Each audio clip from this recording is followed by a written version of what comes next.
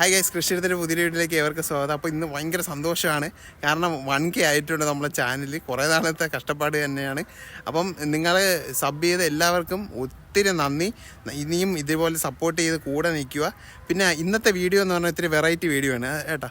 അതായത് നമ്മൾ ഈ ചൈനക്കാരും ജപ്പാൻകാരും അവരൊക്കെ കുറച്ച് വീഡിയോസ് ചെയ്യുമല്ലോ. അവരുടെ വീഡിയോസ് എന്ന് പറഞ്ഞാൽ മറ്റേ എന്തുവാ, തക്കാളിയിൽ നിന്ന് വേറെ വല്ല മരം ഉണ്ടാക്കുക, അങ്ങനെ ഒരു വീഡിയോ നമുക്ക് കിട്ടിയിട്ടുണ്ട്. ആ വീഡിയോ നമുക്ക് ഇന്ന് ചെയ്ത് നോക്കാം. ഒരു 2-3 വീഡിയോ ആയിട്ടായിരിക്കും ഞാൻ പോസ്റ്റ് ചെയ്യണത്. അപ്പോൾ എല്ലാവരും ഒന്ന് കണ്ട് സപ്പോർട്ട് ചെയ്യുക. ഫ്രണ്ട്സിന് എല്ലാവർക്കും ഷെയർ ചെയ്ത് കൊടുക്കുക. ലൈക്ക് ചെയ്യാത്തവർ ലൈക്ക് ചെയ്യുക, കമൻറ്റ് ചെയ്യാത്തവർ കമൻറ്റ് ചെയ്യുക, ഷെയർ ചെയ്യാത്തവർ ഷെയർ ചെയ്യുക.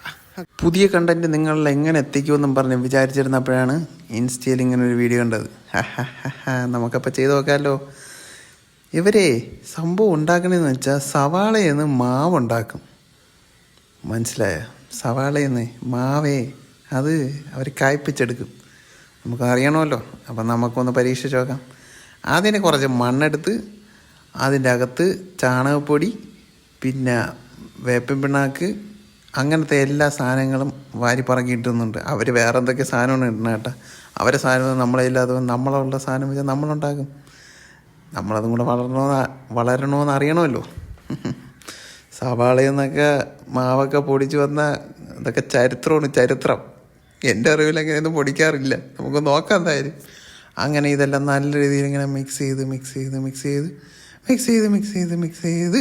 അടുത്ത പരിപാടി എന്ന് പറഞ്ഞാൽ ചട്ടിയിൽ മണ്ണ് നിറയ്ക്കുക.